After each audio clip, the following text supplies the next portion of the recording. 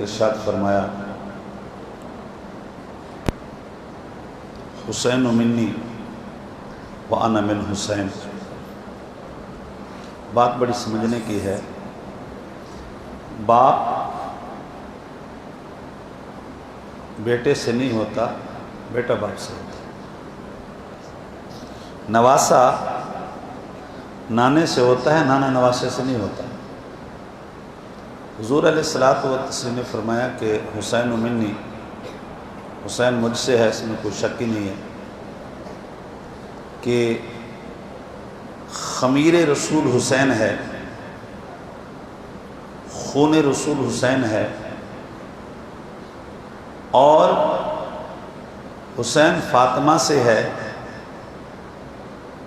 حسین علی سے ہے. بالکل پرفیکٹ جملہ ہے، اس میں تو حرجی کوئی نہیں ہے.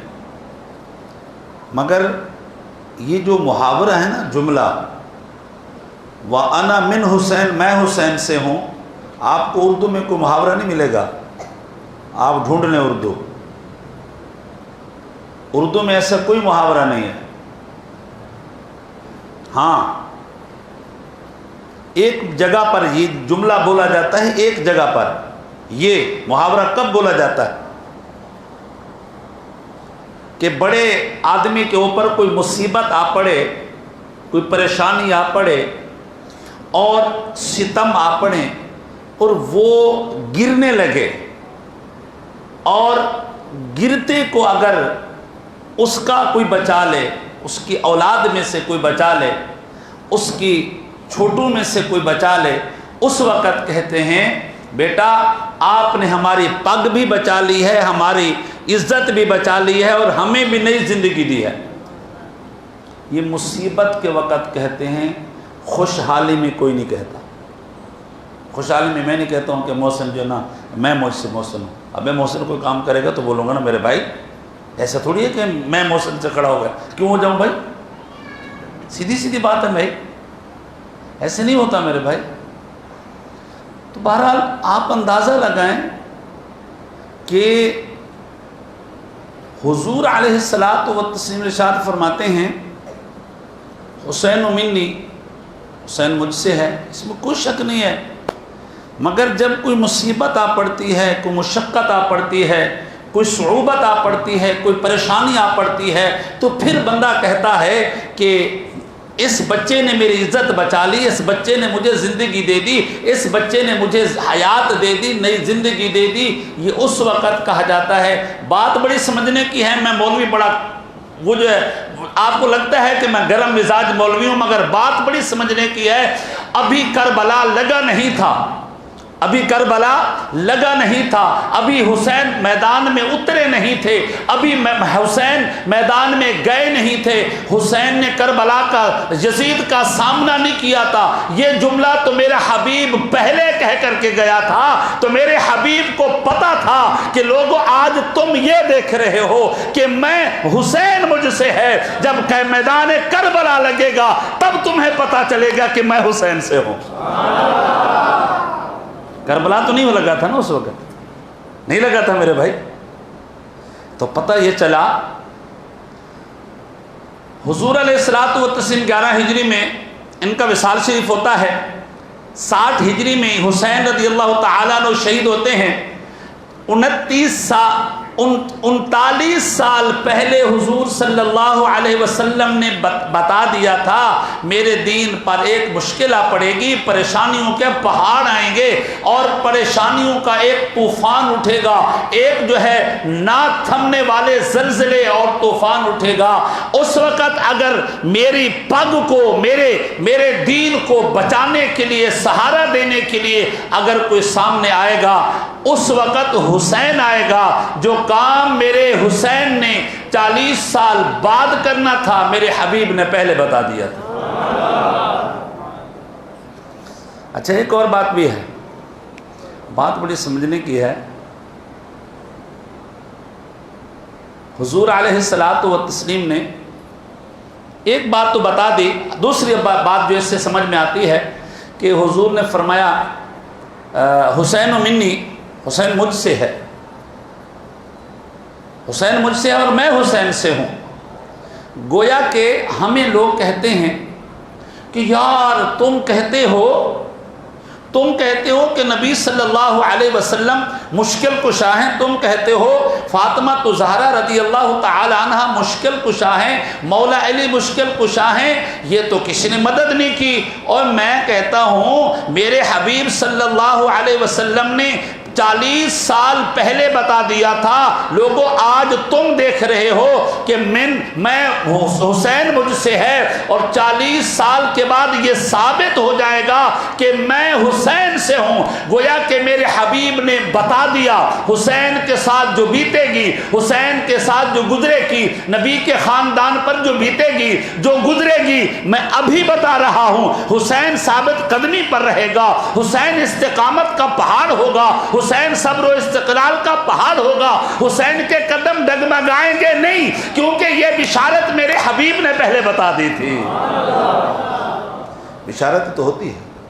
اب اگر میں پاورفل ہوں نا، میں اگر پاورفل آدمی ہوں تو محسن کو بھیجتا ہوں، جا بیٹا پیپر دینے کے لیے جا، مگر تو پاس ہے۔ اس نے تو ویسے بول دینا کہ پپا اگر پاس ہو تو جانے کی ضرورت کیا ہے یارا، ہے جانے کی ضرورت کیا ہے۔ دوسرے نمبر پر بتائیں کیا بولے گا، بولے گا زبردست یار، مگر میرے سنو ہمارے ہاں تو چلے گا، ادھر بھی کوئی کھانچہ ہوگا، ادھر بھی کوئی کھانچہ ہوگا، مگر حبیب صلی اللہ علیہ وسلم نے کھانچے کی بات نہیں فرمائی۔ آپ نے فرمایا تھا میں حسین مجھ سے ہے، اس میں کوئی شک نہیں ہے۔ فرمایا میں حسین سے ہوں۔ میرے حبیب علیہ الصلوۃ والتسلیم نے فرمایا حسین یہ بات پکی ہے، سارے مکہ اور مدینہ والے سن لیں اور یہ گلیاں سن لیں کہ اس میدان میں اگر کامیابی قدم چومے گی تو حسین کے چومے گی، اور اگر کامیابی قدم چومے گی تو نبی کے خاندان کی چومے گی۔ یہ حضور نے پہلے بتا دیا تھا۔ اچھا ایک اور جملے پر اگر ہم غور کریں، حضور نے فرمایا حسین منی، حسین مجھ سے ہیں۔ حضور نے فرمایا حسین مجھ سے ہیں۔ اب یہ جو من ہے نا، لفظ من جو آتا ہے نا، من اس کے کئی معنی ہوتے ہیں، مگر یہاں کس معنی میں ہم لے لیں؟ اگر من کے معنی ٹکڑا لیں، ٹکڑا، تو بھی ٹھیک ہے، من کے معنی ٹکڑا لیں تب بھی ٹھیک ہے۔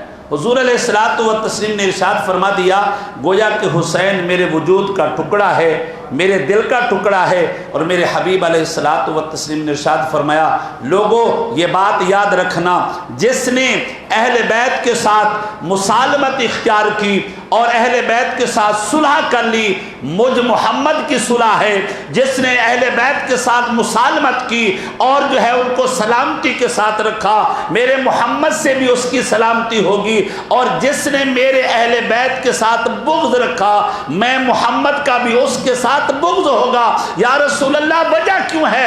آپ نے ارشاد فرمایا ہوگا کہ تمہیں پتہ نہیں ہے اگر کوئی جز کے ساتھ بغض رکھتا ہے تو کل کے ساتھ بھی بغض رکھتا ہے۔ وہ کوئی جز کے ساتھ بغض رکھتا ہے تو کل کے ساتھ بھی بغض رکھتا ہے۔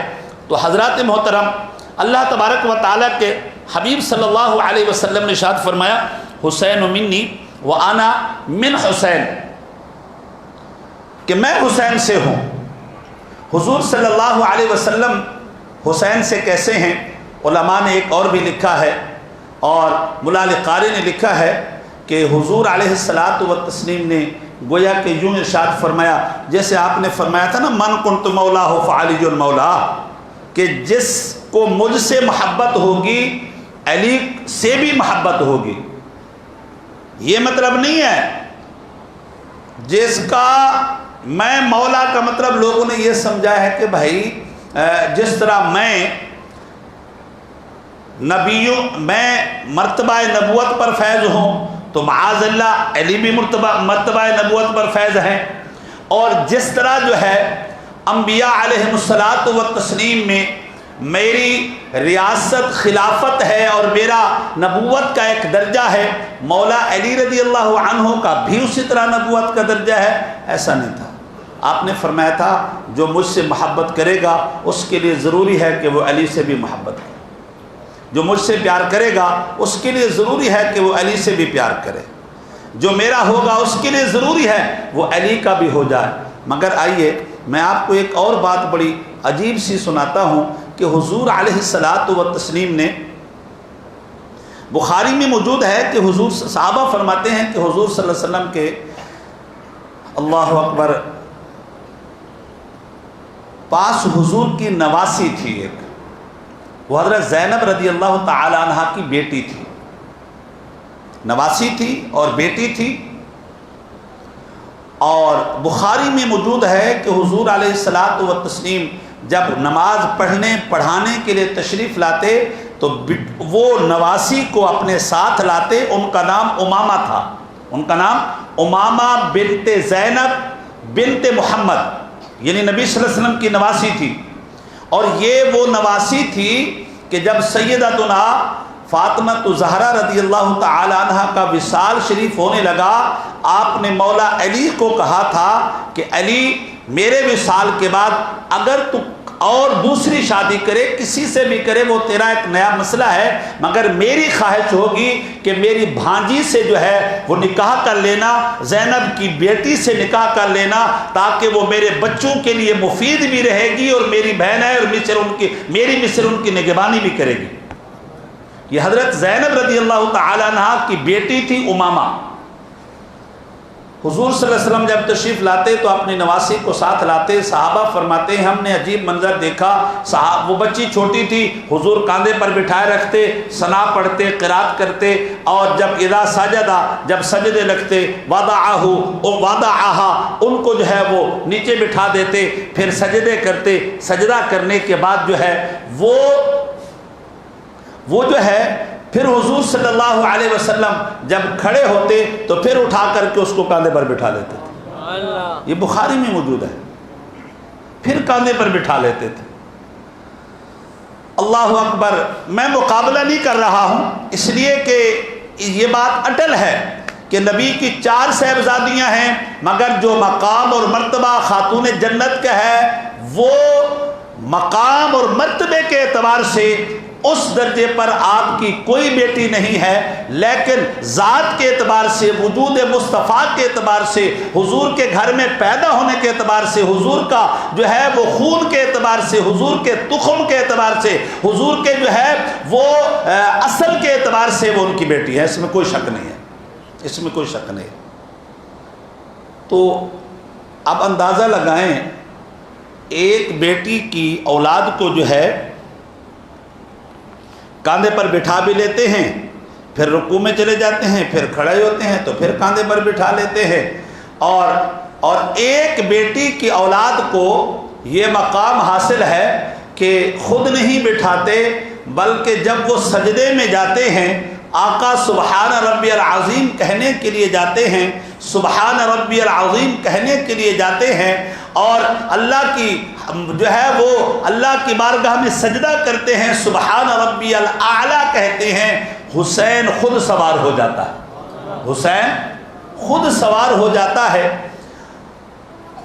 حضور علیہ الصلاۃ والتسلیم حسن کے بارے میں بھی موجود ہے کہ وہ بھی کاندھے پر سوار ہو جاتے تھے دوران نماز۔ حسین کے بارے میں بھی موجود ہے، یہ بھی دوران نماز کاندھے پر جو ہے وہ سوار ہو جاتے تھے۔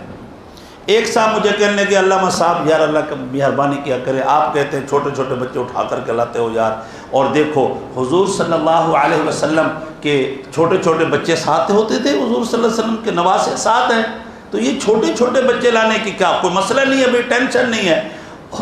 میں نے کہا یار مسئلہ یہ ہے، حضور تو اس لیے لاتے تھے کہ میدان کربلا کی تربیت کرنی تھی، تم کس لیے لاتے ہو؟ وہ بھی بتا دو مجھے، میں تو آپ کو اجازت دے دیتا ہوں، حضور تو اس لیے لاتے تھے میدان کربلا کی تربیت کرنی تھی، سجدوں کا لاج رکھوانا تھا، سجدوں کا لحاظ رکھانا تھا، سبحان ربی الاعلیٰ کا لحاظ رکھانا تھا، سبحان ربی العظیم کا درجہ بتانا تھا، سبحان ربی الاعلیٰ کے لیے گردنیں کٹوانا تھی، یہ تو حضور کی تربیت تھی، ہم بچے لاتے کیوں نہ ہیں؟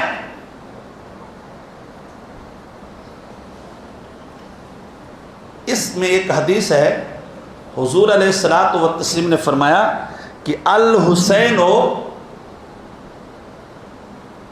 صبت من الاسباط، یہ ایک جملہ ہے، صبتن سین کے زبر کے ساتھ بھی آتا ہے اور سین کے زیر کے ساتھ بھی آتا ہے، صبتن بھی آتا ہے، سبتن بھی آتا ہے، یہ جو ہے موجود ہے۔ مگر میں آپ کو بتانا یہ چاہتا ہوں، سبتن کہتے ہیں لہا شجرتن اغصان کثیرتن، یہ ایک جملہ ہے مولا قاری نے لکھا ہے، فرماتے ہیں سبت کہتے ہیں اس ٹہنی کو جس کے اوپر پھل زیادہ ہو، اس ٹہنی کو جس کے اوپر پھل زیادہ ہو اسے کہتے ہیں سبتن یا سبتن۔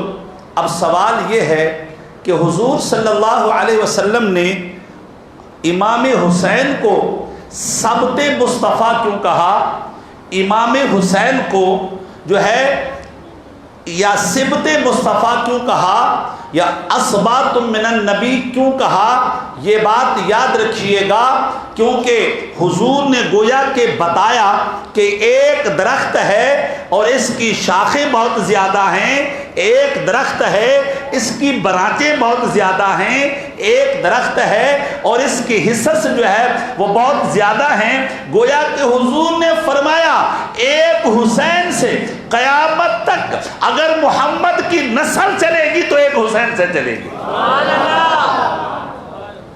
قیامت تک اگر حضور کی نسل چلے گی، فاطمہ زہرا کی اولاد چلے گی، اور اگر علی کی اولاد چلے گی تو کہاں سے چلے گی؟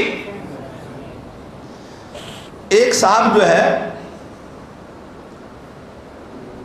کہنے لگے یار یہ بتاؤ تم کہتے ہو کہ نبی مکرم صلی اللہ علیہ وسلم کی بیویاں بھی اہل بیت ہیں، ہم نہیں کہتے، قرآن کہتا ہے میرے بھائی، ہم کچھ بھی نہیں کہتے، قرآن کہتا ہے نبی کی بیویاں بھی کیا ہیں؟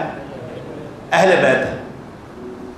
تو کہتے ہیں جب نبی کی بیویاں اہل بیت ہیں تو اہل بیت کے اوپر تو صدقہ حرام ہے، اہل بیت کے اوپر تو صدقہ حرام ہے، تو کیا نبی کی بیویوں پر بھی صدقہ حرام تھا؟ یہ بات یاد رکھیے گا، نبی کی بیویوں پر بھی صدقہ حرام تھا، نبی کی بیویوں پر بھی صدقہ حرام تھا۔ تو اہل بیت اگر وہ آپ شمار کرتے ہیں جن کے اوپر صدقہ حرام ہے تو وہ نبی کی بیویوں پر بھی صدقہ حرام تھا۔